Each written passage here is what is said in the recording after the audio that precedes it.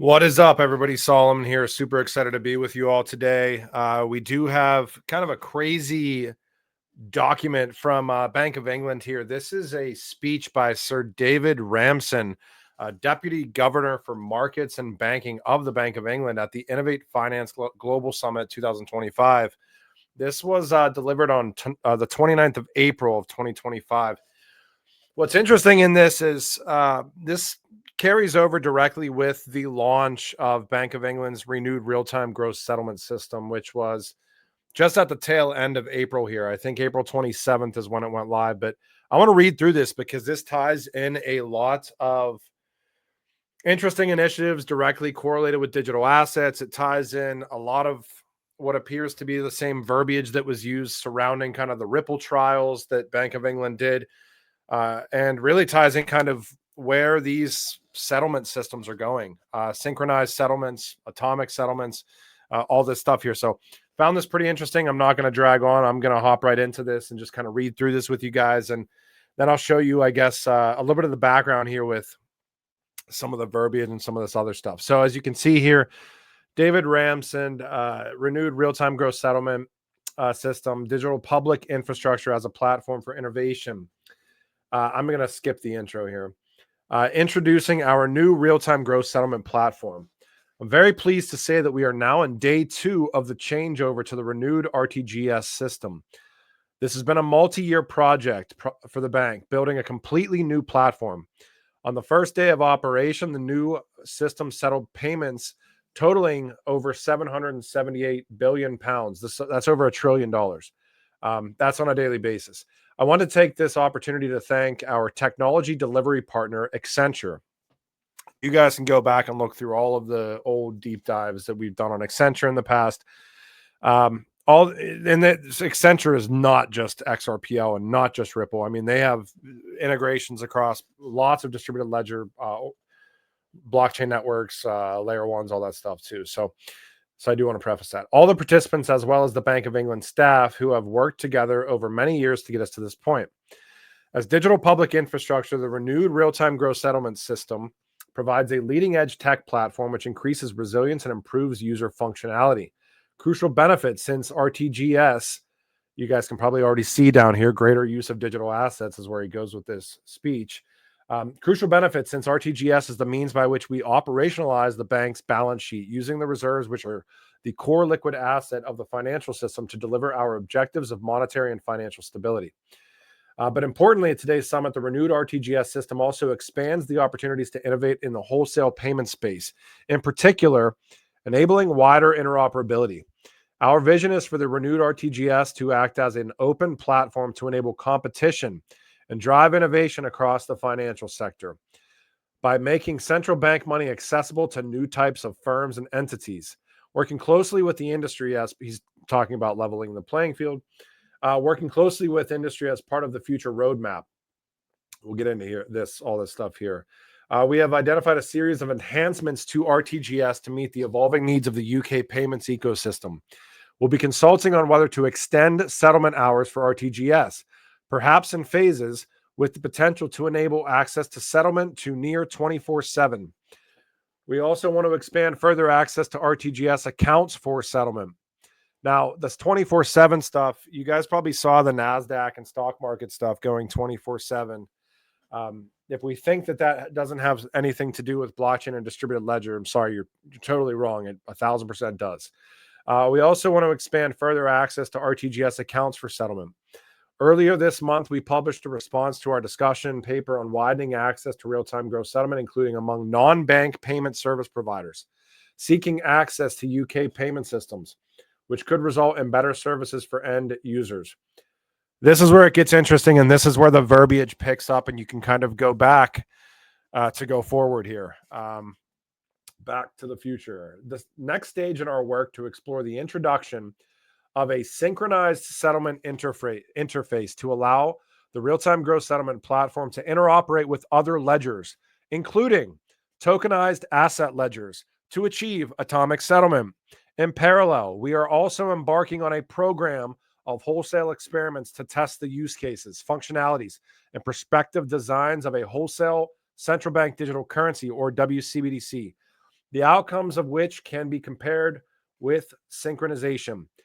A lot in that paragraph right there. First and foremost, the entire settlement system of the Bank of England and the UK economy, the renewed RTGS platform, is going to interoperate with other ledgers, which we've been talking about for literally years on this channel. I know we haven't done videos in a while, but you can go back and look at some of the OG videos we did on the renewed real-time gross settlement system in the Bank of England and them talking about being able to potentially interoperate with distributed ledgers. He's saying it once again, and now that it is live, he's literally saying, enable the interface to allow the RTGS platform to interoperate with other ledgers, including tokenized asset ledgers, to achieve atomic settlement. In parallel, also embarking on a program of wholesale experiments to test use cases, functionalities, and prospective designs of a wholesale central bank digital currency, not to be confused with a retail central bank digital currency, which would be digital cash, but a wholesale CBDC, which would be more so business to business type aspects. Greater use of digital assets. I will return to these. This is literally the Deputy Governor for Markets and Banking at the Bank of England. I will return to these next steps later, but to set the scene, it is important to view the platform for innovation that renewed RTGS will provide in the context of the accelerating pace of change in wholesale financial markets. Many markets in the UK have been digitized in some form since the mid-90s. He's going through key consequences for how settlement and markets operate, fragmentation, et cetera, et cetera. He's talking about proactive innovation, the DSS, which is the Digital Securities Sandbox through the Bank of England, which is a joint initiative between the bank and Financial Conduct Authority. Interesting of note here, I do not want to not mention Quant and the Quant network and what they were able to achieve in the UK with, I believe, HM Treasury and some of the other big government entities within the UK for the Regulated Liability Network, or RLN. I certainly recommend you look up Regulated Liability Network and how Quant's Overledger platform literally is operating on a parallel system to the entire financial system in the UK as well. So shout out to Quant. DSS, a joint initiative between the bank and Financial Conduct Authority, talking about HM Treasury launch of the pilot digital gilt or digit. So you get the picture here. I want to get back to this. This is the Deputy Governor again. I said earlier that exploring synchronization will be a priority in the next phase of RTGS. Informed by co-creation work with industry, we are considering the addition of this functionality to achieve atomic settlement, which could enable real-time gross settlement to interface with tokenized asset ledgers, blockchains, and distributed ledgers like XRPL, all these networks we're talking about. Could enable RTGS to interface with tokenized asset ledgers. In this model, a synchronization operator would be responsible for orchestrating. I'm getting to a point here with this synchronization narrative, by the way. Orchestrating the movement of funds in RTGS with assets on external ledgers. The synchronization operator would be an entirely new type of business, enabling to develop and deliver new types of innovative services to financial institutions, businesses, and individuals. This model could improve settlement speed and reduce settlement risk across a wide range of use cases, ranging from housing transactions to complex mergers and acquisitions. Synchronized synchronization operator, right? I am just curious, when you go back and look at all of the trials the Bank of England did with Ripple, it all surrounds synchronization and synchronization operators. So this is old, so take this with a grain of salt here, but I'm trying to provide a little bit of context into the path. I think past the Bank of England Ripple trials, I believe, were like 2016. It might have even been the year before, but I think it was 2016. But you can still find this on Bank of England's 2023 roadmap for the renewed real-time gross settlement service. And right within this roadmap, cross-border synchronization, a joint project with Ripple demonstrating synchronized FX transactions in two different simulated real-time gross settlement systems can be achieved, leading to the incorporation of synchronization functionality into the roadmap for real-time gross settlement renewal. Literally saying that the cross-border synchronization trials that were done with Ripple alongside the Bank of England led to the inclusion of synchronization functionality into the roadmap for real-time gross settlement renewal, which is now live.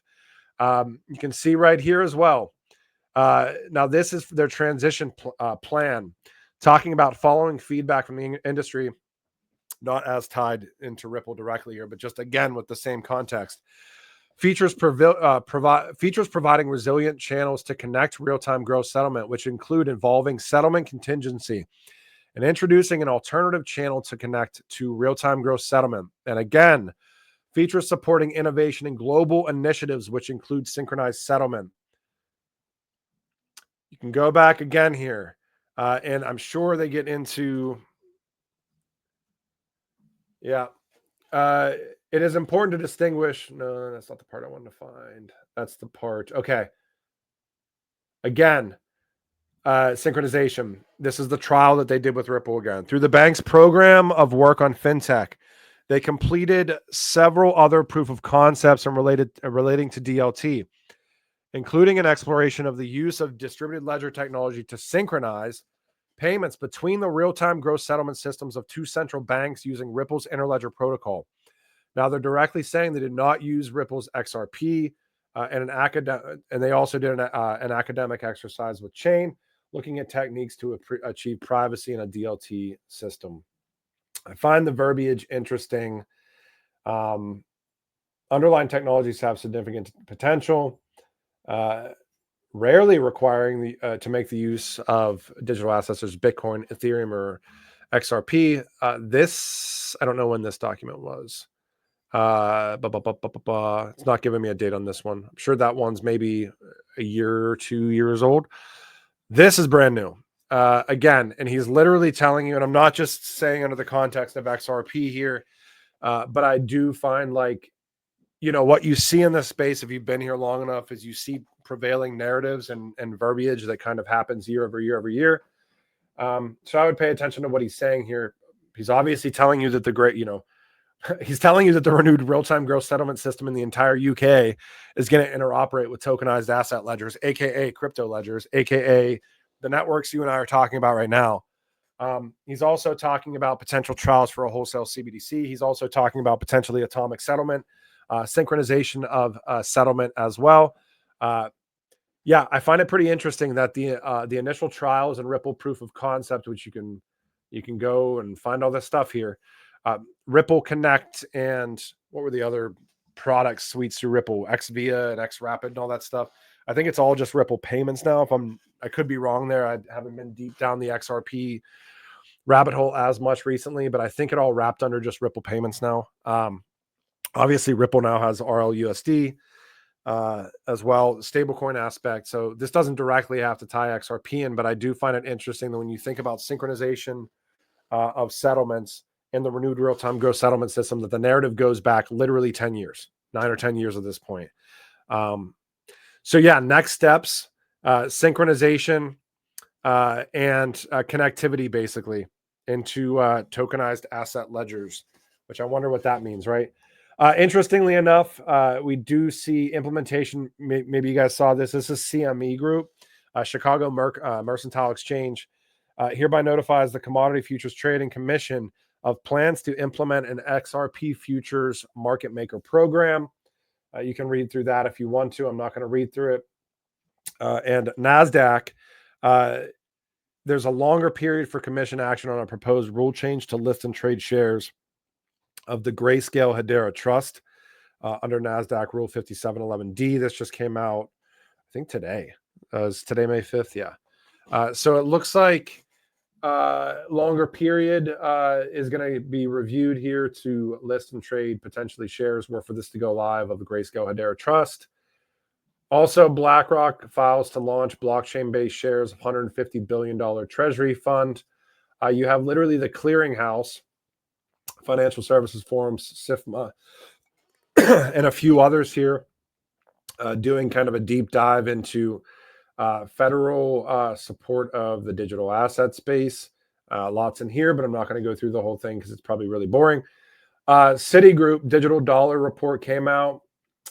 And again, you can see how much Bank of England, through their renewed real-time gross settlement system, is settling on a daily basis, processing over 778 billion pounds sterling, aka over $1 trillion USD. And You have, again, the Deputy Governor for Markets of Banking at the Bank of England giving a speech less than a week ago saying that the renewed real-time gross settlement system of the Bank of England is going to interoperate with crypto ledgers. And synchronized settlement and atomic settlements are coming, and greater use of digital assets. So again, writings on the wall. There's a lot of oversaturation across this space, as there always is. There was like 12 million cryptos now or something ridiculous.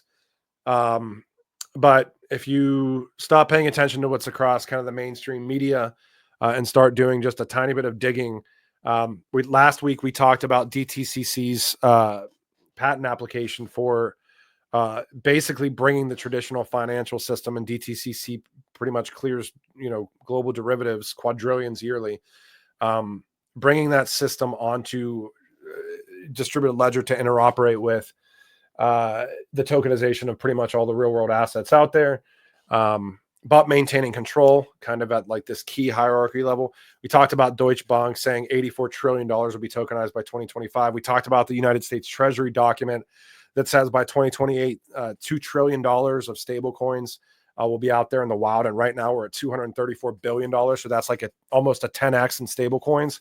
And right now, stable coins essentially 7 to 9% of the total crypto market cap, which sits right below 3 trillion. So what happens when stable coins are at a $2 trillion market cap? And we maintain somewhere around that same correlation. I do believe stable coins probably get to be a higher correlation. Maybe they're 20% or 30% or something crazy, but still, that puts a $3 trillion crypto market cap much higher than where it's at right now. So I don't know. I mean, there's so much that comes out on a daily basis here. I'm trying to stick to this plan of creating a video on a daily basis, if I can, for you guys. But yeah, Bank of England is bullish on digital assets and tokenized asset ledgers. So I hope you guys enjoyed this video, and I'll talk to you when I talk to you. Thanks. Bye.